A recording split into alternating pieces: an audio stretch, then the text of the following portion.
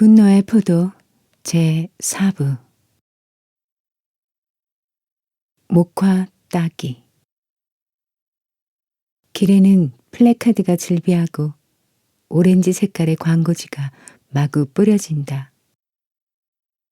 목화 따기 일꾼 구함.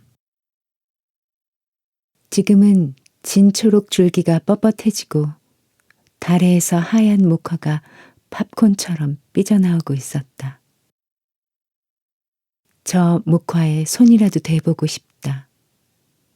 손가락 끝으로 살짝 만져보기라도 했으면. 목화 좀 땄으면 싶은데요. 자루는 있어? 아니, 없는데요. 1달러 내시오. 자루값이오. 처음에 당신이 따는 70kg을 자루값으로 재하겠소. 이 밭에서 처음에는 50kg에 80센트, 두 번째부터는 90센트요. 거기 있는 자루를 가져가시오. 그게 1달러요. 좋은 무명자루는 목화철이 끝날 때까지 쓸 수 있다. 끌고 다니다가 떨어져서 너덜거리면 뒤집어서 거꾸로 쓰면 된다. 그러다가 양쪽이 다 못 쓰게 되면 뜯어서 옷을 만들 수 있다. 여름 속옷도 만들고 잠옷도 만들고 정말 쓸모가 많은 물건이다. 그걸 허리춤에 차보고 가랑이 사이에 끼고 끌어도 본다. 손가락으로 솜을 따서 가랑이 사이에 있는 자루 속으로 쑤셔 넣으면 되는 것이다. 아이들이 뒤따라온다. 아이들은 자루가 따로 없고 마대를 사용하거나 아버지 자루에 같이 넣는다. 자루가 어느 정도 차면 제법 묵직해서 몸을 앞으로 숙이고 잡아 끌어야 한다. 이야기를 하면서도 콧노래를 부르면서도 목화를 딴다. 눈으로 보지 않아도 손가락이 정확하게 목화를 찾는다. 목화밭 일항을 따라가면서 고향 이야기를 주고받는다. 여기는 목화 농사가 잘 되었다. 캘리포니아 목화는 처음 보았다. 긴 섬유가 여태껏 본 것 중에서 제일 좋다. 대신에 땅이 빨리 못 쓰게 된다. 목화 농사를 하고 싶으면 땅을 사지 말고 새를 얻는 게 좋다. 수확이 안 좋아지면 다른 곳으로 옮겨가면 된다. 밭 일항을 따라 움직여가는 사람들의 손가락이 바쁘게 움직인다. 손가락이 들락거리면서 목화송이를 잘도 끄집어낸다. 자루가 꽉 찼다. 자루를 저울이 있는 대로 가져가면 한바탕 다투어야 할 것이다. 저울질하는 사람이 돌멩이는 넣지 않았느냐고 실랑이를 할 것이다. 그 사람은 저울을 움직이지 않게 딱 고정해 놓고 있다. 그 사람 말이 맞을 때도 있다. 자루에서 돌멩이가 나오기도 하니까. 또 그 사람 말이 틀릴 때도 있다. 저울이 엉터리일 수도 있으니까. 돌멩이도 들었고 저울도 속이고. 그래서 늘 실랑이를 하고 다투어야 한다. 자루를 쏟고 돌아온다. 자기의 장부에다 자기가 딴 무게를 적어 놓는다. 각자 자기 장부에 기록하는 걸 알면 그놈들도 속이지를 못한다. 이런 일은 참 할만하다. 목화 따는 기계가 나온다는 말을 들어본 적이 있는가? 그게 진짜 나오면 사람 손으로 따는 일은 없어질 거라는데. 날이 어두워지면 모두가 지쳐버린다. 새끼줄을 트인 높다란 트럭과 트레일러에 하얀 목화가 높이 쌓인다. 눈처럼 하얀 목화가 솜 타는 기계에 들어간다. 해가 좀 더 길었으면 좋겠다. 큰 돈벌이가 되진 않지만 그래도 오래 할 수만 있으면 좋겠다. 국도 위에는 선전에 이끌려 찾아드는 낡은 자동차들이 길게 줄을 잇는다. 일꾼이 한 50명 정도라면 한참 일하겠는데 500명도 넘는다니 이 일도 얼마 안 가서 끝난다. 어떤 사람은 자룻값도 못한다는 말도 들었다. 어떡하든 돈을 저축해야 한다. 겨울철은 빨리 닥치는 법이다. 겨울이 되면 캘리포니아엔 아무 일도 없다. 어두워지기 전에 자루를 꽉 채우라고. 이 모카버트로 찾아오는 사람이 1000명이 넘을 거라는데 내일부턴 밥구렁 하나를 놓고 서로 다툴 판이군. 오늘 밤은 돼지고기라도 해먹어보자. 고기를 살 만한 돈을 벌었다. 너무 지치지 않았다면 엄마가 저녁에는 맛있는 빵도 만들어줄 것이다.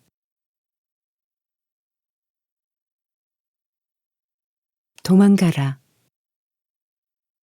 강둑 평평한 곳에 화물차 12칸이 늘어서 있었다. 6칸씩 두 줄로 서 있는데 바퀴는 다 빼내고 없었다. 커다란 문까지 올라가는 발판이 사다리처럼 되어 있었다. 비도 안 새고 바람도 안 들어와 제법 살기 좋은 집이었다. 한 칸에 2가족씩 모두 24가족이 살 수 있었다. 창문은 없었지만 커다란 여닫이 문을 열어놓게 되어 있었다. 조든의 가족은 제일 끝에 있는 화물차의 한쪽을 얻었다. 문을 열어두어도 화물차 구석은 어두웠다. 어머니는 찻간의 가운데에 방수포를 쳤다. 날만 새면 밭에 나가 목화를 따고 밤에는 고기를 먹었다. 토요일에는 툴레어까지 차를 몰고 나가 양철 난로를 사고 식구들 새 옷도 샀다. 목화를 따고 오는 길에 어머니는 내거리에 있는 가게에 들렀다. 두툼하게 썬 돼지고기를 사고 로저샨에게 줄 우유를 샀다.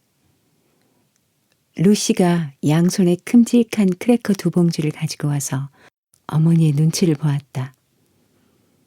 아버지가 말했다. 한 개에 5센트밖에 안 하는구먼. 오늘은 저놈들도 일을 많이 했거든. 사도 좋다는 어머니의 허락이 떨어지자 루시는 윈필드를 몰고 나는 듯이 밖으로 나갔다. 남자들은 몸을 씻으러 개울로 나가고 어머니는 저녁 식사 준비를 했다. 갑자기 방수포가 젖혀지더니 강한 인상의 여자가 땀에 젖은 얼굴로 저쪽 칸에서 이쪽을 넘겨다 보았다.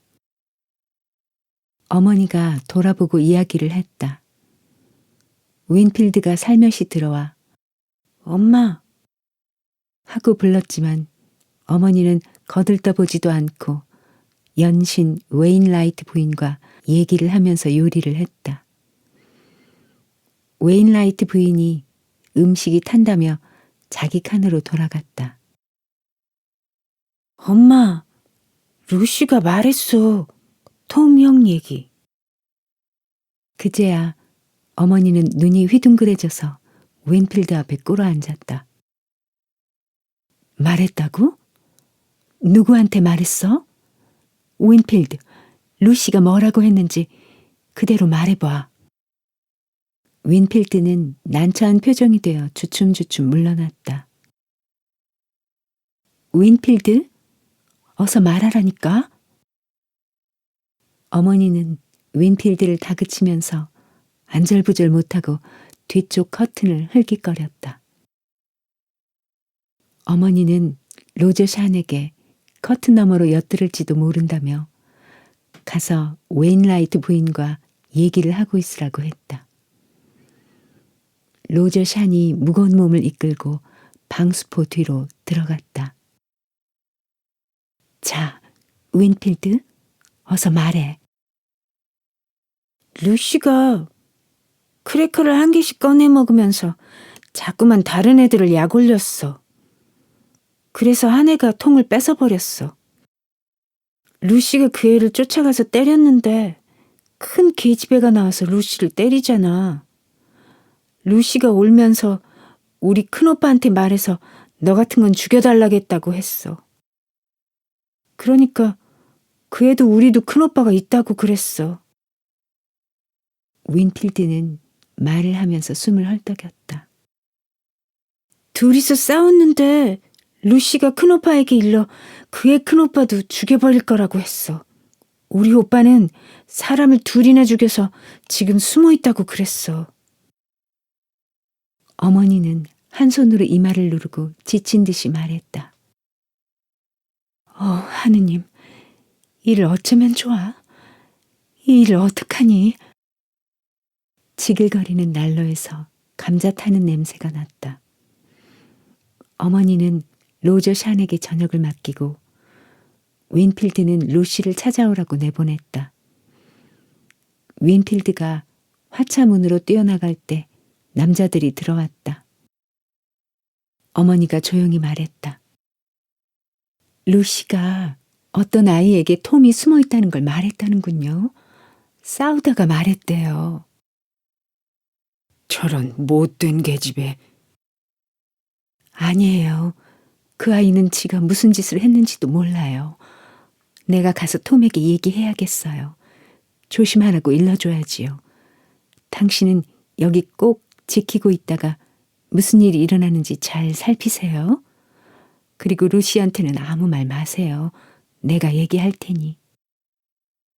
아버지가 그렇게 하겠다고 대답했다. 그때 루시가 윈필드를 따라 들어왔다. 루시는 잔뜩 겁에 질려 있었다. 사방을 두리번거리더니 한쪽 구석에 가서 등을 기대고 앉았다. 루시가 갑자기 방을 가로질러 가더니 어머니를 부둥켜 안고 배에 얼굴을 묻었다. 터져나오는 울음을 억누르며 온몸을 떨고 있었다. 어머니는 딸을 뿌리치려다가 가만히 뒷머리를 쓰다듬고 어깨를 다독거렸다. 울지 마라. 넌 모르고 그랬으니까. 루시는 눈물과 피로 더럽게 얼룩진 얼굴을 치켜들었다. 어머니는 음식 접시를 신문지에 싸들고 자세를 반드시 하고 천막을 따라 걸어갔다. 여기저기서 사람들이 알아보고 인사를 했다. 그때마다 어머니도 아무렇지도 않은 척 인사를 했다. 천막 끝에 이르자 잠깐 걸음을 멈추고 뒤를 돌아보았다.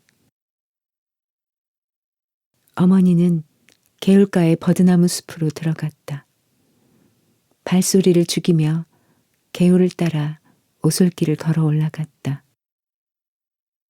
마침내 어머니는 국도에 다가갔다. 희끄무레한 별빛에 둑과 배수구에 둥그렇고 시커먼 구멍이 보였다. 어머니는 조심스럽게 앞으로 나아가 구멍 속에 접시를 놓고는 거기 있던 빈 접시를 집어들었다. 그리고 버드나무 숲으로 돌아와 숲을 속에 앉아서 기다렸다. 뭉게구름이 몰려와 별을 가리더니 갑자기 빗방울이 떨어졌다. 구름이 지나가고 나자 다시 별이 나타났다. 어머니는 으스스 몸을 떨었다. 왼쪽에서 멀리 떨어진 숲에서 나뭇잎 밟는 소리가 들리자 어머니는 긴장했다. 메마른 낙엽 위에서 덩굴풀이 거칠게 와삭거렸다. 어머니는 시커먼 그림자가 숲에서 나와 배숙으로 가는 것을 보았다. 잠시 후 검은 그림자가 되돌아섰다. 어머니가 나직이 불렀다. 톰? 그림자는 딱 멈춰 나무처럼 까딱도 하지 않고 서 있었다. 톰? 얘야, 톰? 어머니가 다시 부르며 아들이 있는 쪽으로 걸어갔다. 와선 안 되는데 너를 꼭 만나야 할 일이 있어서 너한테 할 말이 있어서 왔다. 여긴 길에서 너무 가까워요. 따라오세요. 톰은 성큼 작은 개울을 건넜다. 어머니가 그 뒤를 따라갔다. 그는 숲을 지나서 반대편 들판으로 나가더니 밭을 따라 걸어갔다. 그러다가 다시 숲속으로 구부러져 들어가 커다란 산딸기 숲을 언덕에 다가서더니 몸을 굽혀 덩굴더미를 옆으로 밀쳤다. 어머니는 기어서 구덩이로 들어갔다. 바닥에 모래가 만져졌다. 한쪽에는 담요가 깔려 있었다. 덩굴더미를 다시 제자리에 놓자 구덩이 속은 캄캄했다. 어머니는 톰이 고기를 씹는 소리를 듣고 있다 걱정스럽게 말을 시작했다. 톰, 루시가 그만 네 얘기를 했단다. 톰이 꿀꺽 침을 삼키는 소리가 들렸다. 애들하고 싸우다가 우리 오빠가 너희 오빠를 때려줄 거라고 한 모양이야. 애들이 하는 짓이 그렇잖니. 그러고서 우리 오빠는 사람을 죽이고서 숨어 있다고 자랑한 모양이다. 톰은 키득키득 웃었다. 그건 애들이 그냥 하는 소리니까 걱정할 것 없어요. 어머니가 말했다. 아니다. 그렇지가 않아. 애들이 떠들고 다니면 사람들이 다 듣게 될 거고 얘기가 퍼지면 결국 그놈들이 조사를 할 것 아니니. 톰, 아무래도 넌 여기를 떠나는 게 좋겠다. 내가 늘 하던 말이잖아요. 어머니가 음식을 갖다 놓는 걸 들키진 않을까 걱정이었어요. 나도 안다. 하지만 난 너를 가까이 두고 싶었어. 네가 걱정돼서. 그새 좀 나았니? 어머니는 어둠 속에서 톰의 얼굴을 더듬어 손가락으로 코와 왼쪽 뺨을 어루만졌다. 흉터가 심하구나. 톰, 코도 삐뚤어지고. 오히려 잘 됐어요. 이제 아무도 나를 알아보지 못할 거 아니에요. 내 지문만 기록에 남지 않으면 좋겠는데. 톰은 돌아앉아 다시 먹기 시작했다. 어머니는 소리가 나는 쪽으로 바싹 다가가 아들을 한 번 더 만져보고 말을 이었다. 요즘엔 벌이가 괜찮았다. 난 돈을 조금씩 모았어. 손을 내밀어 봐. 톰, 여기 7달러가 있어. 돈은 필요 없어요. 난 돈 없이도 잘 해나갈 수 있어요. 어머니는 엄하게 말했다. 톰, 이 돈 받아라. 네가 돈 한 푼 없는데 내가 잠이 오겠니? 넌 날 괴롭힐 권리가 없다. 나는 네가 큰 도시에 나갈 수 있으리라고 생각한다. 로스앤젤레스 같은 곳 말이다. 그런 데라면 너를 찾지 않을 테니까. 톰이 말했다.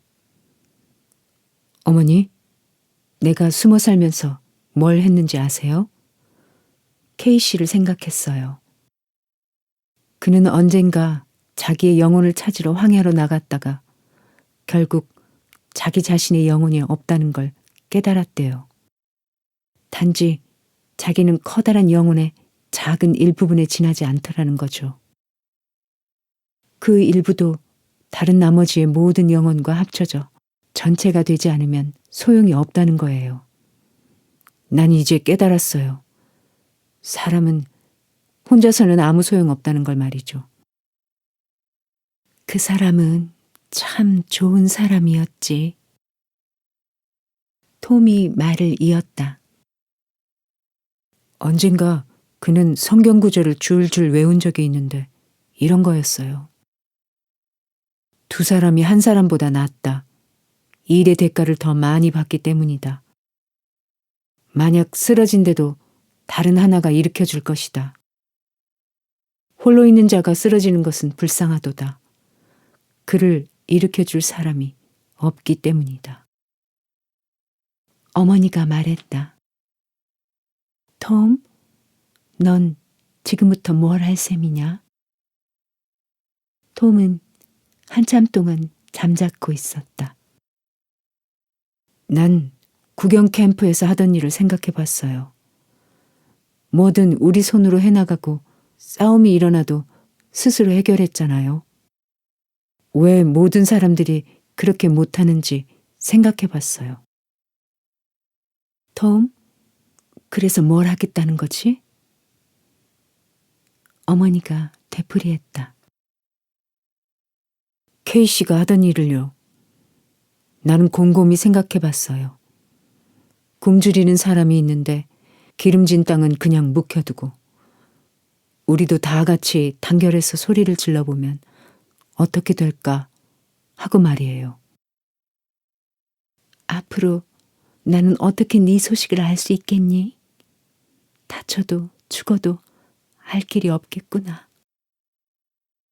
케이씨가 말했듯이 사람은 자기만의 영혼이 없이 커다란 영혼의 한 조각에 불과한 건지도 몰라요. 그러니까 나는 어머니가 돌아보는 어디에나 있는 것이죠. 배고픈 사람들이 먹기 위해 싸우는 곳에, 경찰이 선량한 사람을 두드려 패는 그런 곳에, 사람들이 분노에 못 이겨 아우성치는 곳에, 굶주린 아이들이 저녁밥을 얻고서 웃는 곳에. 톰은 어머니 손을 꼭 붙잡고 밭 가장자리까지 데려다 주었다. 어머니는 빠른 걸음으로 걸어갔다. 눈시울이 뜨겁게 달아올랐다. 그러나 울진 않았다. 굵은 빗방울이 후두득 후두득 떨어졌다. 어머니는 돌아서서 톰이 있는 덩굴 구덩이 쪽으로 몇 걸음 가다가 다시 몸을 돌려 캠프지 쪽으로 걸어갔다. 등 뒤 길에서 발소리가 들리고 손전등 불빛이 흔들리면서 길을 비췄다. 한 사나이가 어머니를 따라왔다. 어머니는 잠깐 긴장했으나 그는 정중하게 목화 따는 일꾼을 구한다고 말했다. 어머니는 내일 아침에 가겠다고 하고 화물차 집으로 돌아왔다. 이제 목화 따는 시기도 끝나가고 있었다. 화물차 안에 들어오니 옆칸에 웨인라이트 씨가 와 있었다.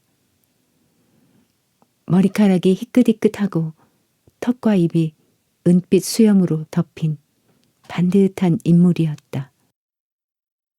어머니가 목화 따는 일이 생겼다고 하자 그는 같이 갈 수 있느냐고 물었다. 그래서 그들은 아침에 함께 가기로 했다.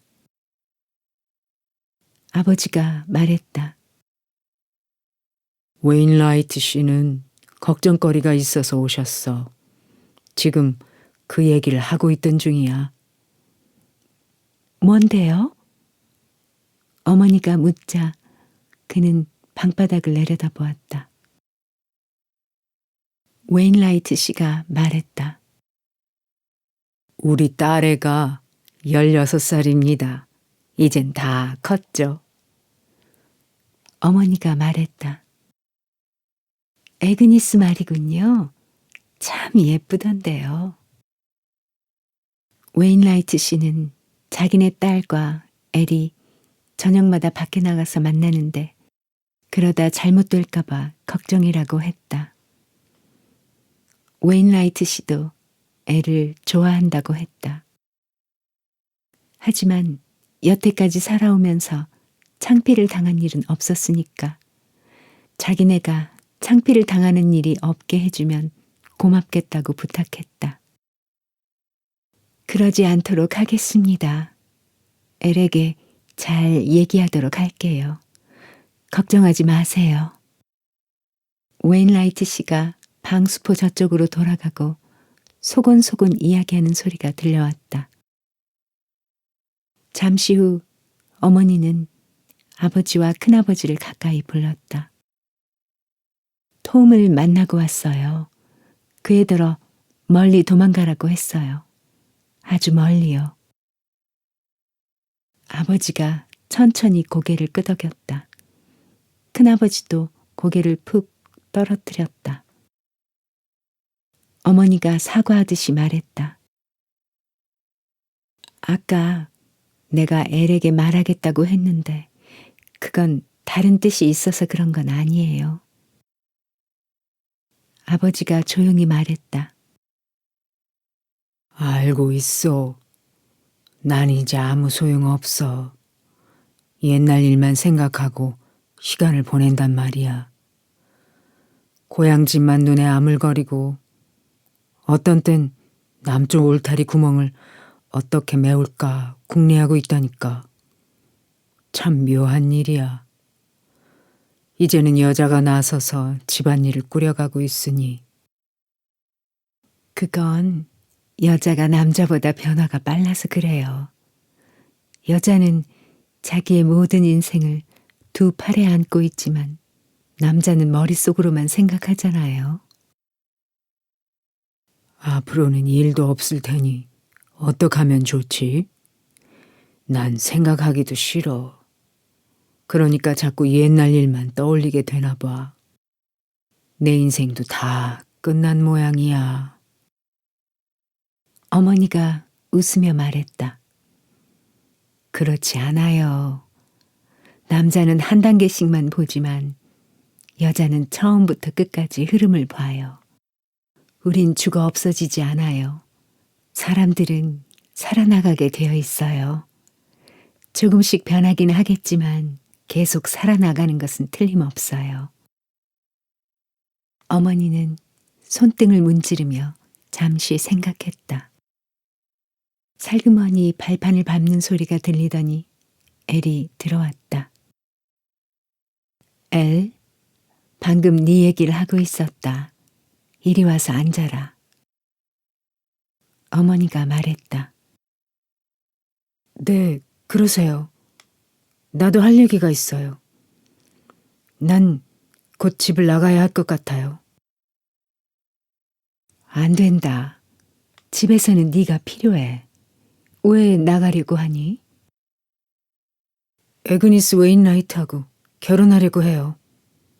그래서 나는 차고에 취직하고 얼마 동안 새 집을 얻어서 살다가 나중에 누가 뭐래도 우린 그렇게 할 거예요. 엘은 고개를 똑바로 쳐들었다. 모두가 그를 쳐다보았다. 이윽고 어머니가 입을 열었다.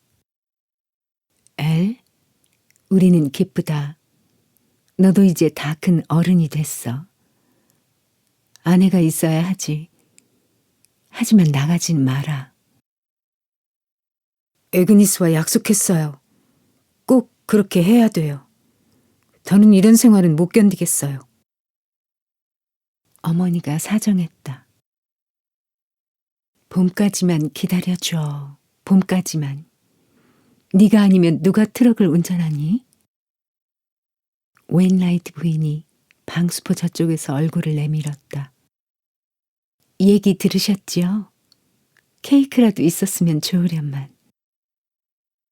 어머니는 커피를 끓이고 팬케이크라도 만들어 보겠다며 불을 피웠다. 컴컴한 화물차 안에서 어머니가 꿈틀거리며 일어났다. 어머니는 문 쪽으로 가더니 우두커니 밖을 내다보았다. 별들이 동쪽 하늘에서 희미하게 빛을 잃어가고 있었다.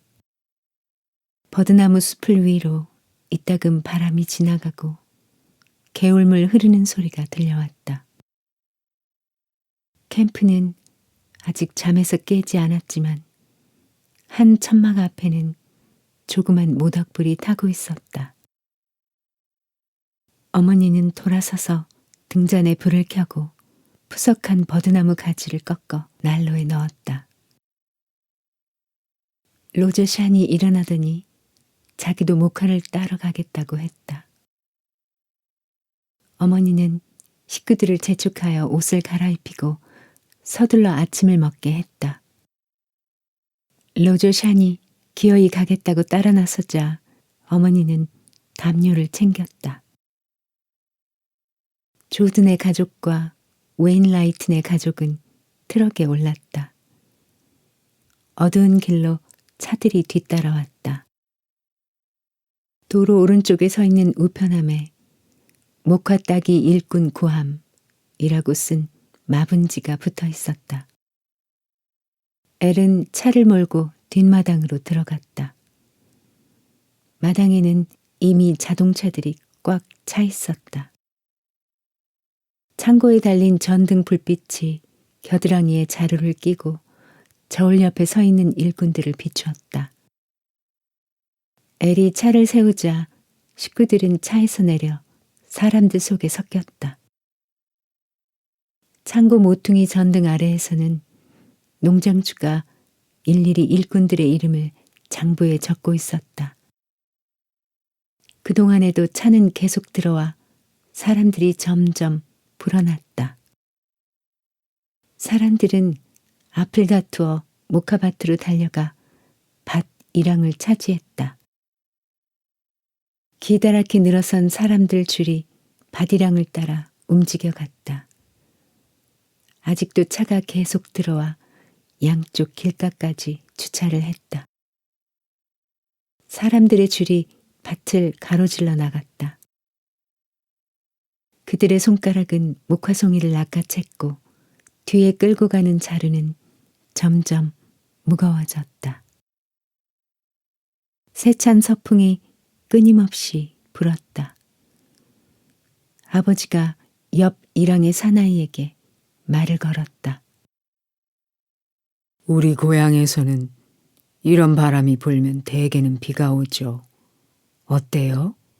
비가 올 것 같소? 글쎄요. 잘 모르겠지만 한창 추수할 때 비가 오면 그 비는 큰 비가 된다고 하더군요. 아버지는 서쪽 언덕을 쳐다보았다. 커다란 먹구름이 바람에 실려 능선을 넘어오고 있었다. 사람들은 몸을 낮게 구부리고 열심히 손을 놀려 목화를 땄다.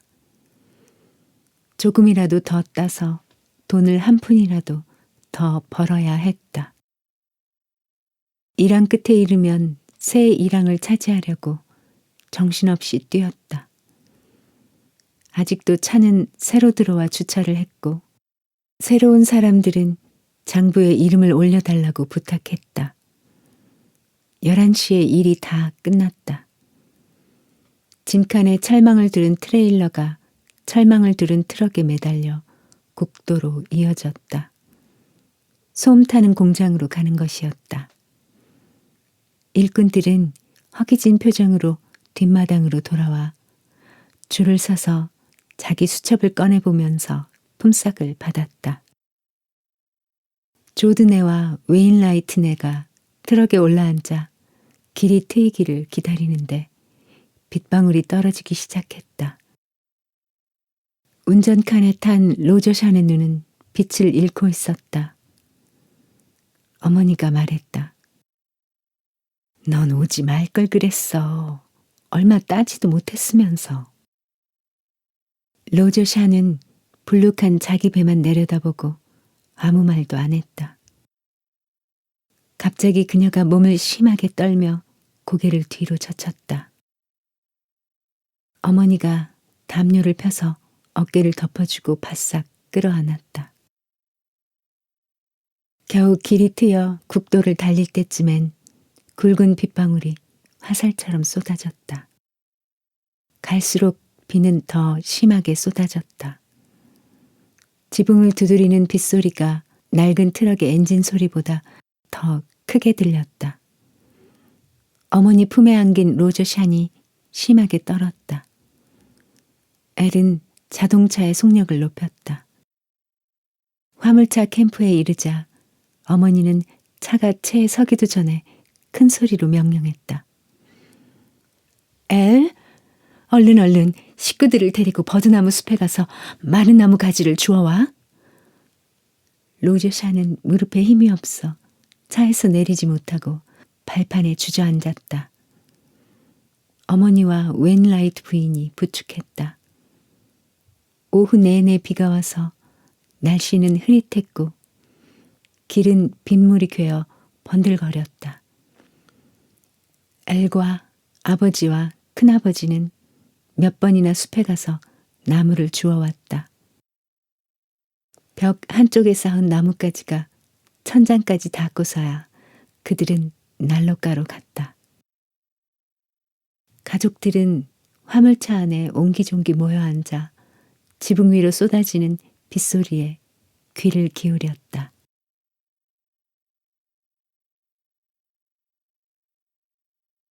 홍수. 해안을 따라 솟아있는 높은 산과 골짜기를 넘어 바다로부터 잿빛 구름이 몰려왔다. 굵은 소낙비로 시작한 비는 시간이 지나자 가는 비가 되어 쉬지 않고 내렸다. 쏟아지는 비로 인해 대낮도 저녁처럼 어두웠다. 처음에는 메말랐던 땅이 물기를 빨아들여 시커멓게 변했다. 이틀이 지나자 여기저기 물웅덩이가 생기고 지대가 낮은 밭에는 작은 호수가 생겼다. 흙강물이 만든 호수는 점점 넓어져 갔다. 산 허리에서 내뱉는 물이 개울로 흘러들고 개울물은 점점 불어 골짜기로 쏟아졌다. 개울도 강도 물이 둑 위로 넘쳐 나무의 뿌리를 흔들어 쓰러뜨리고 목화를 뿌리째 뽑아 쓰러뜨렸다. 흙탕물은 강둑에 넘실거리더니 마침내 둑을 넘어 들판으로 과수원으로 목화밭으로 밀려들었다. 평평한 밭은 잿빛 호수로 변했고 빗줄기가 그 위를 때렸다. 물은 국도까지 나아가 자동차들의 앞을 가로막았다. 소용돌이치는 개울물은 천둥치듯 소리를 냈다. 물 웅덩이가 생기자 사람들은 삽을 들고 빗속으로 나가 천막 주위에 작은 도랑을 만들었다. 작은 도랑이 휩쓸려가고 물이 천막 안으로 흘러들어와 살림살이를 몽땅 적셔버렸다. 사람들은 상자를 쌓아 올려 널빤지를 놓고 그 위에 앉아 있었다. 천막 곁에 있는 낡은 자동차는 물이 들어가 점화장치와 기화기가 못쓰게 되었다. 잿빛 천막들은 호수에 떠 있는 것 같았다. 그곳을 떠나지 않을 수 없었다. 그러나 차는 움직이지 않았다. 사람들은 젖은 담요를 안고 걸어서 물속을 빠져나갔다. 아이들을 팔에 안고 노인들을 이끌고 철벅철벅 물길을 걸어갔다. 높은 곳에 헛간이라도 있으면 금세 사람들로 꽉 찼다. 몇 사람들이 구제 사무소를 찾아갔다. 그러나 그들은 실망한 얼굴로 돌아왔다. 구제 자금을 받으려면 이 고장에서 1년 이상 살았어야 한다는 것이었다. 사람들에게 큰 두려움이 밀려오기 시작했다. 앞으로 석 달간은 아무 일거리도 없다는 것이었다. 헛간에 뭉쳐있는 사람들은 두려움으로 얼굴이 파랗게 질렸다. 병이 돌았다. 폐렴, 홍역, 눈과 피부를 공격하는 붉은 반점. 그런 중에도 비는 쉬지 않고 내리고 또 내렸다. 배수구가 그 물을 다 빨아들이지 못해 물이 국도 위로 넘쳐 흘렀다. 마침내 천막에서 사람들이 들어찬 헛간에서 물에 젖은 사나이들이 자리를 떨치고 일어났다. 사나이들은 물속을 첨벙거리며 시내로, 가게로, 구제사무소를 돌아다니며 먹을 것을 구걸했다. 도둑질도 하고 거짓말도 했다. 그러다 보면 속에서 부글부글 분노가 끓어올랐다. 그러자 마을에서는 이들에 대한 동정심이 노여움으로 변했고 노여움은 그들에 대한 공포로 바뀌어 갔다. 보안관은 새로 보안관 대리를 늘렸고 총과 탄약과 최루탄을 주문했다. 사람들은 미친 듯이 의사의 집 문을 두드렸으나 의사는 바쁘다고 했다. 검시관은 바쁘지 않았다. 검시관의 차가 흙탕길을 뚫고 와 죽은 사람을 실어갔다. 비는 사정없이 쏟아지고 강물은 뚝을 무너뜨리고 들판을 뒤덮었다. 헛간에 붙어서 젖은 건초 더미에 누워있는 동안 배고픔과 두려움은 분노를 낳았다. 사내 아이들은 구걸이 아니라 도둑질을 하러 뛰쳐나갔다. 어른들도 비틀비틀 뒤따라 나갔다. 비가 새는 헛간에 젖은 건초 더미에서 폐렴으로 숨을 헐떡이는 여자들이 아기를 낳았다. 한쪽 구석에서는 노인들이 웅크리고 있다 그대로 죽어갔다. 밤이 되면 제정신이 아닌 사나이들이 남의 닭장으로 가서 아우성치는 닭을 잡아왔다. 총을 겨누어도 달아나지 않고 흙탕물을 절벅절벅 튀기면서 걸어갔다. 그러다 총알을 맞으면 지친 듯이 흙탕물 속으로 푹 가라앉았다. 비가 그쳤다. 사나이들은 오두막에서 헛간에서 나왔다. 그들은 쪼그리고 앉아 물에 잠긴 땅을 둘러보았다. 봄까지는 일거리가 없어. 아무것도 할 일이 없다고. 일이 없으면 돈도 없고 먹을 것도 없는데. 여자들은 남자들을 쳐다보았다. 기어이 끝장이 왔는가 싶어 말없이 서서 남자들만 지켜보았다.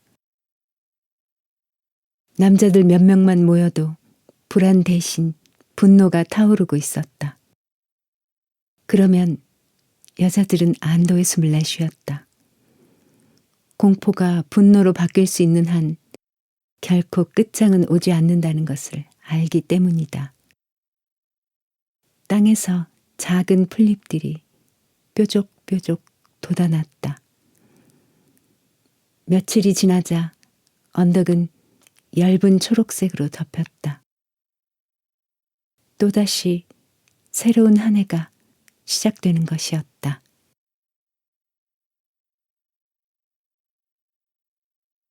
생명의 샘. 비는 흙탕물을 튀기며 여전히 쏟아졌다. 개울물이 차츰 불더니 둑을 넘어 화물차가 있는 평평한 곳으로 밀어닥쳤다.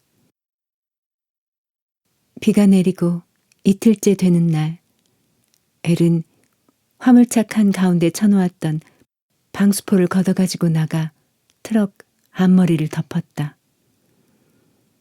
칸막이가 없어지자 이제 두 가족은 한 방에 살게 되었다. 사흘째가 되자 웨인라이트 가족들은 조바심을 하며 떠나는 것이 좋겠다고 했다. 어머니가 어디 가서 이만한 곳을 찾겠느냐고 그들을 말렸다. 비는 세차게 지붕을 두드려댔다. 요란한 빗소리 속에서도 이제 개울물 흐르는 소리가 들렸다. 아버지와 큰아버지는 열어젖힌 문간에 서서 물이 불어나는 개울을 바라보았다. 캠프지 양쪽 끝에는 물이 거의 국도까지 올라갔으나 다행히 화물차만을 비켜서 흐르고 있었다. 아버지가 말했다. 형님은 어떻게 생각하시오? 개울물이 넘치는 날엔 여기도 잠길 것 같은데 저기서 저기까지만이라도 둑을 만들면 물을 막을 수 있을 것 같아요. 아버지는 손가락으로 허공에 선을 그었다. 큰아버지는 입을 벌리고 뻣뻣한 수염에 덮인 턱을 문질렀다. 그렇겠군. 하지만 다른 사람들이 그렇게 한다고 할지 모르지. 차라리 다른 곳으로 옮겨간다고 할 수도 있어. 아버지는 땔감 더미에서 나뭇가지 하나를 가지고 흙탕물을 첨벙거리며 개울가로 가더니 소용돌이 치는 물속에 똑바로 꽂았다. 두 사람은 개울가에 세워놓은 그 나뭇가지를 가만히 지켜보았다. 물이 나뭇가지 위로 조금씩 올라갔다. 아버지는 문간에 쭈그리고 앉아버렸다. 금방 올라오는데 나가서 사람들한테 이야기를 해봐야겠군. 다들 그렇게 한다면 몰라도 그렇지 않으면 우리도 여기를 나가야겠어. 아버지는 화물차 안에 웨인라이트네를 쳐다보았다. 에그니스 곁에 엘이 그들과 함께 앉아 있었다. 아버지가 그쪽으로 가며 말했다. 물이 자꾸 불어나요. 둑을 높여보면 어떨까요? 다 같이 하면 금방 되겠는데. 웨인라이트 씨가 말했다. 우리도 지금 얘기하는 중이요. 아무래도 우리는 여기를 떠나야겠어요. 엘이 말했다. 아버지, 이분들이 가면 나도 같이 갈래요. 아버지는 깜짝 놀라 말했다. 그건 안 된다, 엘. 트럭은 어떡하니? 우리는 트럭을 운전할 줄 모르잖아. 나도 어찌해야 할지 모르겠어요.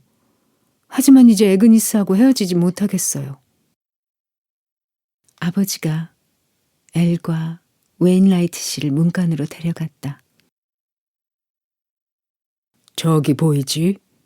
저기서 저기까지만 둑을 쌓으면 된다고. 물이 벌써 꽂아둔 나뭇가지를 휘감고 넘실넘실 둑 위로 기어오르는 게 보였다. 보통 일이 아니요. 그렇게 해봤자 물이 또 언제 넘어올는지도 모르고. 웨인라이트 씨가 반대 표시를 했다. 하지만 아무 일도 안 하는 것보다 하는 편이 낫지 않소? 이만한 장소는 여간에서 찾지 못해요. 엘은 여전히 에그니스가 가면 자기도 가겠다고 말했다. 엘, 다른 사람들이 둑을 쌓기 싫다면 그땐 우리도 떠나야 할 거다. 어쨌든 의논하러 가보자. 그들은 어깨를 움츠리고 이웃 화물차로 들어갔다. 로저 샨이 심한 감기로 누워있는 매트리스 쪽에서 짧은 비명이 들리더니 뚝 그쳤다. 어머니가 후다닥 달려갔다. 로저 샨이 숨을 몰아쉬며 겁에 질린 눈을 부릅뜨고 있었다. 얘야, 왜 그러니? 어머니가 소리쳤다. 로저 샤는 숨을 길게 몰아쉬더니 다시 돌아 누웠다. 어머니는 담요 밑으로 손을 넣어보고는 벌떡 일어나며 웨인라이트 부인을 불렀다. 웨인라이트 부인이 다가왔다. 어머니는 로저 샤를 가리켰다. 그녀는 입을 앙다물고 버티고 있었다. 이마에는 땀이 흥건했고 눈은 겁에 질려 있었다. 웨인라이트 부인이 몸을 굽히고 로저 샤를 들여다보고 말했다. 아기를 낳으려나 봐요. 일어나서 걸어다니게 해야 해요. 진통이 오래가지 말아야 할 텐데 좀 괜찮니? 로저 샤니 긴장해서 고개를 끄덕였다. 이제 낫는 건가요? 그래. 넌 멀쩡한 아기를 낳을 거야. 우리가 하라는 대로 하면 돼. 자, 일어나서 걷자. 두 사람은 로저 샤를 부축해 일으켜 세우고 어깨에 담요를 둘러줬다. 그리고 양쪽에서 팔을 끼고 뗄나무 더미까지 몇 번이나 왔다 갔다 했다. 진통이 오면 로저 샤는 뻣뻣해진 몸을 뒤틀며 우는 소리를 냈다. 그러면 두 사람은 그녀를 매트리스 위에 눕혔다가 다시 걷게 했다. 좁은 문틈으로 아버지가 고개를 들이밀었다. 모자에서 물이 뚝뚝 떨어졌다. 어머니가 진통이 시작됐다고 말했다. 이제 떠날 수도 없겠군. 그럼 뚝을 쌓아 올려야겠어. 아버지는 흙탕물을 절벅거리며 개울 쪽으로 걸어갔다. 꽂아놓았던 나뭇가지가 10cm쯤이나 물에 잠겨 있었다. 20명이나 되는 남자들이 비를 맞고 서 있었다. 아버지가 소리를 질렀다.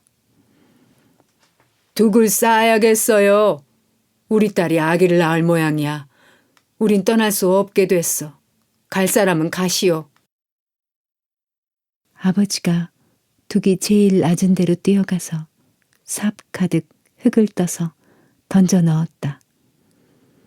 그 옆으로 남자들이 쭉 늘어섰다. 그들은 흙을 떠서 뚝을 만들어 갔다.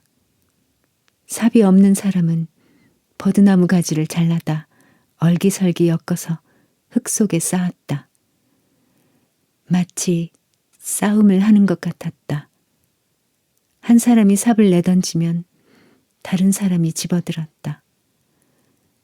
날카로운 비명이 조든의 화물차에서 들려왔다.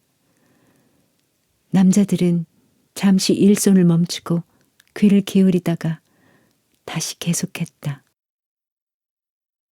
작은 둑이 점점 길어져 마침내 양쪽 끝이 국도 뚝과 이어졌다. 아버지가 승리한 듯이 웃었다. 둑을 만들지 않았다면 벌써 넘쳤을 거야. 물은 계속 불어 새로 쌓은 둑 위로 올라왔다. 더 높입시다. 더 높이 쌓아야 되겠소. 저녁 때가 되도록 일은 계속되었다. 남자들은 이제 지칠 대로 지쳐 아무 표정 없이 기계처럼 움직였다. 로저 샤는 진통이 더욱 잦아졌다. 심한 고통으로 그녀는 처참하게 울부짖었다. 날이 어두워지자 누군가 손전등을 가지고 와서 일하는 데를 비춰주었다. 밤이 깊어감에 따라 남자들의 움직임은 점점 더 느려졌다. 비는 쉬지 않고 내렸다. 화물차에서는 오랫동안 비명이 계속되더니 조용해졌다. 아기를 낳으면 부르겠지. 아버지는 입을 다물고 삽질을 계속했다. 물살은 두개 부딪히며 소용돌이를 쳤다. 그때 개울 위쪽에서 무엇이 무너지는 듯 요란한 소리가 났다. 손전등을 비춰보니 커다란 목화나무가 뿌리째 뽑혀 물살과 함께 떠내려왔다. 목화나무 가지가 나무 그루터기에 걸려서 물살에 밀리며 뿌리 쪽이 슬슬 돌아가더니 방금 만든 둑에 걸렸다. 나무가 계속 물살에 밀리면서 둑을 무너뜨렸다. 아버지가 뛰어가서 그 자리에 흙을 채웠다. 물은 쓰러진 나무를 마구 밀어붙였다. 와르르 둑이 무너졌다. 사람들은 흩어져 달아났다. 물은 화차 밑으로, 자동차 밑으로 달려갔다. 둑이 터지자 엘은 돌아서서 뛰기 시작했다. 트럭으로 뛰어가 시동을 걸었다. 젖은 엔진은 움직이지 않았다. 엘은 크랭크를 찾아들고 밖으로 나가 미친 사람처럼 돌려댔다. 물은 점점 불어나 크랭크를 돌릴 때마다 물보라가 일었다. 마침내 그도 지쳐버렸다. 벌써 모터도 배터리도 다 물에 잠겨버렸다. 높은 곳에 있던 차는 시동을 걸고 헤드라이트를 켰으나 바퀴가 진흙 속을 빠져나오지 못했다. 운전사들은 엔진을 끄고 멍하니 앉아 헤드라이트 불빛을 쳐다보았다. 그 불빛 속을 빛발이 하얗게 내리긋고 있었다. 아버지는 물에 떠있는 발판을 진흙 속에 쑤셔넣고서 화물차 안으로 들어왔다. 로저 샤는 꼼짝도 않고 매트리스에 누워 있었다.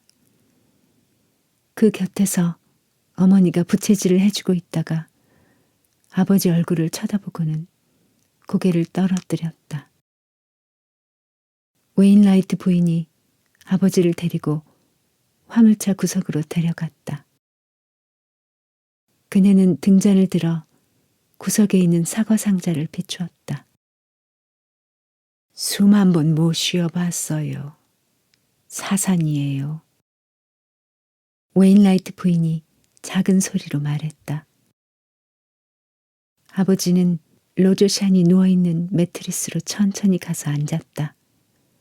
어머니가 흘끗 쳐다보고는 몽유병자처럼 아무 표정 없이 허공을 바라보았다. 아버지가 말했다. 얼마나 물이 올라올지 모르겠군. 이 화물차가 물에 잠기면 아마도 우리는 떠나야 할지도 몰라. 어머니가 말했다. 떠날 때가 되면 떠나야지요. 뭐든지 해야만 하는 거라면 해야지요. 비는 이제 많이 수그러들었다. 새로 불기 시작한 바람이 비를 쓸어가고 있었다. 어머니가 웨인라이트 부인에게 도와줘서 고맙다는 인사를 했다. 그러자 웨인라이트 부인은 자기네가 어려운 일을 당했어도 그렇게 하지 않았겠느냐고 위로했다. 물론 도와드렸지요. 누구나 다 그렇지요. 전에는 가족이 첫째였는데 지금은 그렇지 않아요. 다 똑같아요. 형편이 나빠질수록 서로 도와가며 살아야지요. 어머니가 말했다. 아버지와 큰아버지와 엘은 화물차 문간에 앉아 새벽이 희미하게 밝아오는 것을 지켜보았다. 쌓았던 둑은 이제 흔적조차 없었다. 아버지는 나뭇가지를 발판에 물이 닿는 바로 위에 놓았다. 물이 천천히 높아지며 나뭇가지를 쓸어가 버렸다. 아버지는 조금 더 높은 곳에 다시 나뭇가지를 놓고 지켜보았다. 엘이 말했다. 물이 들어오면 몽땅 다 젖어버리잖아요. 그런데 들어온다고 해도 1미터 이상은 차지 않을 거예요. 국도를 넘어 저쪽으로 흘러갈 테니까. 그래도 우린 여기 있지 않을 거다. 아버지가 말했다. 여기 있어야 해요. 트럭이 여기 있으니까. 홍수가 끝나도 트럭에서 물이 다 빠지려면 일주일은 걸려요. 트럭 옆 널빤지를 떼다가 단을 만들고 그 위에 물건을 올려놓는 거예요. 그리고 사람도 올라앉고. 바깥이 조금 더 밝아져 무쇠처럼 희끄무레했다. 발판 위에 두 번째 놓아둔 나뭇가지가 떠내려갔다. 아버지가 조금 더 높은 곳에 나뭇가지를 놓으며 말했다. 확실히 불어나고 있어. 네 말대로 하는 게 낫겠다. 아버지는 엘과 널빤지를 뜯으러 가면서 큰아버지에게 사과 상자를 처리해달라고 했다. 큰아버지는 사과 상자를 옆구리에 끼고 문 밖으로 나왔다. 발을 내딛자 발이 바닥에 닿기도 전에 물이 허리까지 찼다. 미끄러운 둑을 기어 넘어 국도 옆 성난 물살이 으르렁거리며 흘러가는 곳에 이르렀다. 상자를 가슴에 안고 숲을 속을 헤치고 들어가서 물살이 샌 강가로 나갔다. 큰아버지는 한참 동안 버드나무 사이로 흘러가는 누런 물살을 바라보더니 사과 상자를 꼭 껴안았다. 그러고는 몸을 굽혀 사과 상자를 물에 띄우고 말했다. 흘러가서 뒹굴어라. 가서 사람들에게 말해라. 거리로 흘러가서 썩은 모습으로 말해라. 나는 그렇게밖에 말할 수 없으니 그러면 그들도 깨닫게 될 것이다. 그는 가만히 사과 상자를 물 가운데로 밀어주었다. 아버지와 엘이 널빤지를 떼어 화물차로 밀어넣는데 어머니가 잠이 깨어 일어났다. 어머니는 힘겹게 일어나 문간으로 가서 물을 내려다보더니 이제 여길 떠나야겠다고 말했다. 아침을 먹고 있는 동안에도 물은 자꾸만 불어났다. 엘은 얼른 아버지와 함께 단을 만들었다. 서서히 바닥으로 물이 흘러들어왔다. 그 사이에 비는 또 억수로 쏟아졌다. 굵은 빗방울이 퉁탕거리며 지붕을 때리고 수면의 물보라를 일으켰다. 그들은 단 위에 짐을 쌓아 올렸다. 로즈샨을 태운 매트리스를 그 짐 위로 올렸다. 어머니는 담요 속으로 손을 넣어 딸의 젖가슴을 만져보고는 고개를 끄덕거렸다. 아이들이 모두 단 위로 올라가 옹색하게 앉는 것을 보고 어머니가 말했다. 우린 여기서 나가야 해. 식구들은 속을 태우면서 널빤지 위에 쭈그리고 있었다. 성난 물이 화물차 안에 15cm 정도 올라와서야 둑을 넘어 목화밭으로 퍼져나갔다. 그날 하루 종일 그리고 밤 내내 남자들은 화물차 문짝에 꼭 붙어 앉아 있었다. 이제 비는 오락가락하고 있었다. 다음 날 아침 아버지는 물을 튀기면서 캠프장을 빠져나가더니 주머니에 감자 10개를 넣어가지고 돌아왔다. 식구들은 화물차 안 벽을 뜯어 불을 피우고 감자를 삶아 손가락으로 집어먹었다. 어머니는 시무룩하니 지켜보고만 있었다. 밤이 되어도 그들은 흙탕물을 바라보면서 오래도록 잠을 자지 못했다. 날이 새자 그들은 초조한 마음으로 눈을 떴다. 로저 샨이 뭐라고 어머니에게 속삭였다. 어머니는 고개를 끄덕이며 말했다. 그래, 이제 그럴 때가 되었다. 그러고는 남자들이 드러누워 있는 화물차 문간을 바라보며 사납게 말했다. 우리는 여기서 나가겠어요. 더 높은 곳으로 갈래요. 나는 로저 샨과 아이들을 데리고 여길 나갈 테니 로저 샨을 국도 위까지만 데려다주고 돌아오든지 말든지 해요. 좋아. 그렇다면 우리도 간다. 아버지가 말했다.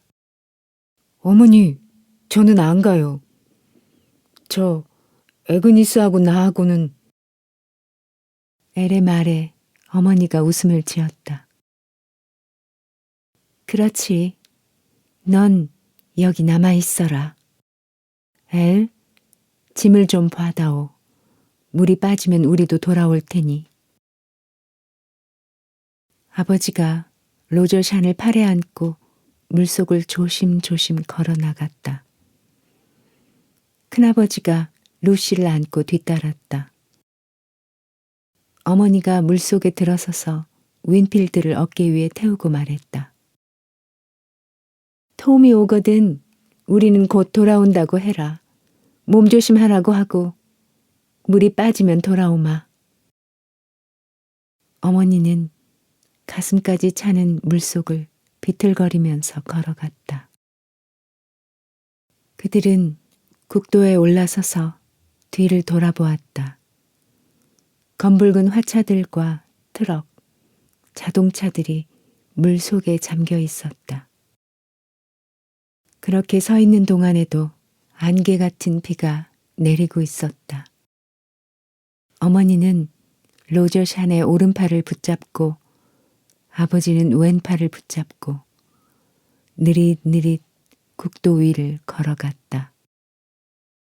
하늘이 점차 어두워지면서 또다시 비가 쏟아졌다. 국도는 완전히 교통이 끊어졌다. 어머니는 물에 잠긴 들판을 둘러보았다. 길에서 멀리 떨어진 언덕배기에 거무스름한 헛간이 하나 있었다. 길 오른쪽에서 쏴 하는 소리가 들려왔다. 어머니가 소리쳤다. 빨리 가자. 큰 비가 온다. 여기 울타리를 뚫고 지나가야겠어요. 자, 어서. 로저 샨, 기운을 내. 그들은 로저 샨을 거의 끌다시피 하여 도랑을 건너고 울타리를 빠져나갔다. 폭풍우가 몰아쳐 앞을 볼 수 없이 비가 쏟아졌다. 로저 샨은 발이 미끄러져서 양쪽에서 부축하는 사람들에게 매달려 질질 끌려갔다. 아버지가 딸을 안아 올렸다. 그들은 헐떡거리며 헛간으로 쓰러지듯 뛰어들어갔다. 문도 달려있지 않은 그곳에는 가래며 부서진 수레바퀴며 녹슨 농기구들이 아무렇게나 뒹굴고 있었다. 아버지는 로저 샨을 기름때 묻은 상자 위에 내려놓았다. 어쩌면 안쪽에 마른 풀이 있을지도 몰라요. 봐요, 저기 문이 있네요.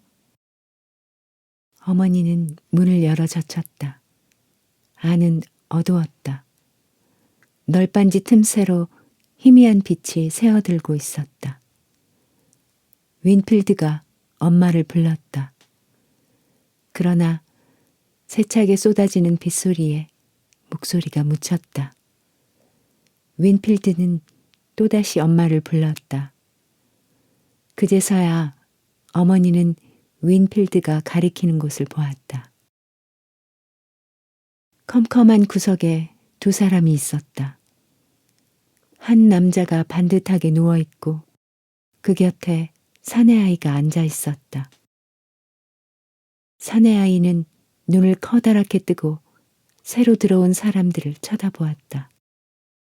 사내아이는 천천히 일어서더니 어머니 앞으로 다가왔다. 아주머니가 여기 주인이에요? 아니, 비를 피해 들어왔단다.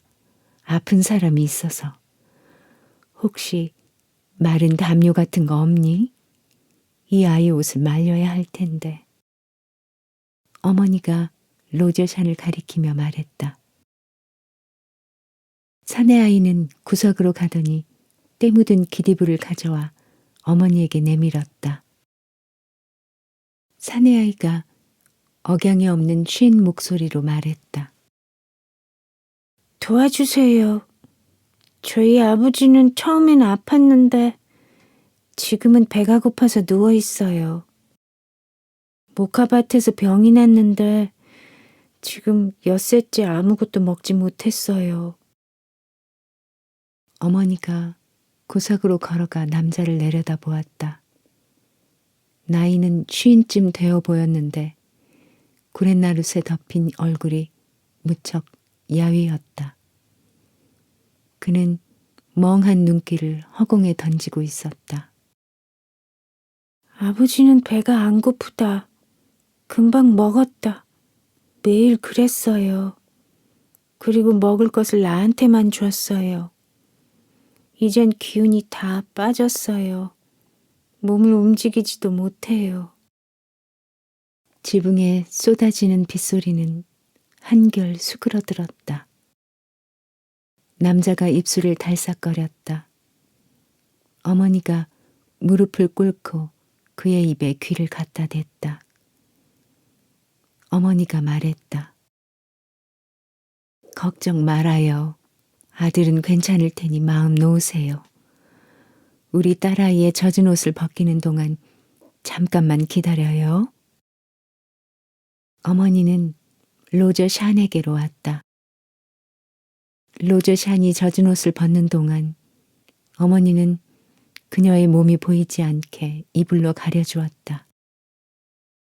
옷을 다 벗자 그 이불로 딸의 몸을 감싸주었다. 사내아이가 다시 옆으로 다가와서 말했다. 어젯밤에 내가 남의 집 유리창을 깨고 빵을 좀 훔쳐왔어요. 그걸 아버지에게 먹였는데 죄다 토했어요. 그러더니 더 기운이 빠졌어요. 수프나 우유를 먹여야 할 텐데 혹시 돈 있어요? 어머니가 말했다. 가만히 있어 봐라. 걱정하지 말고 무슨 방법을 생각해 볼 테니. 갑자기 사내아이가 울음을 터뜨렸다. 아버진 죽어가요. 정말이에요. 굶어 죽는단 말이에요. 어머니는 기디부를 둘둘 말아 웅크리고 누워있는 로저 샨을 바라보았다. 어머니의 눈이 로저 샨의 눈을 스치고 지나갔다가 다시 그쪽으로 되돌아갔다. 두 모녀는 서로 뚫어지게 쳐다보았다. 로저 샨의 숨소리가 헐떡헐떡 가빠졌다. 그러겠어요. 마침내 로저 샨이 말했다. 어머니가 빙긋이 웃었다. 네가 그렇게 말할 줄 알았다. 알고 말고. 로저 샨이 속삭였다. 모두들 밖으로 나가주시겠어요? 어머니는 몸을 굽혀 딸의 이마에 헝클어져 있는 머리카락을 쓸어 올리고 그 이마에 입을 맞추었다. 어머니가 일어나며 말했다. 자, 모두 저쪽 연장광으로 가요. 어머니는 식구들을 문 밖으로 몰아내고 사내아이의 손을 잡고 나가서 문을 닫았다. 잠시 동안 로저 샤는 속삭이는 듯이 빗소리가 들리는 헛간에 가만히 앉아 있었다. 이윽고 그녀는 간신히 몸을 일으켜 세우고 깃 이불을 꼭 여몄다. 그녀는 천천히 구석으로 걸어가서 남자의 쇠잔한 얼굴과 겁을 먹어 크게 뜬 눈을 들여다보았다. 로저 샤는 천천히 남자 곁에 들어 누웠다. 남자가 느릿느릿 고개를 저었다. 로저 샤는 이불을 풀고 젖을 내놓았다. 빨아야 해요. 그녀는 더 바싹 다가가 남자의 머리를 끌어당겼다. 자요. 로저 샤니 손으로 남자의 머리를 받치고 가만 머리카락을 쓰다듬었다. 꽉 담은 그녀의 입술은 신비로운 미소를 머금고 있었다.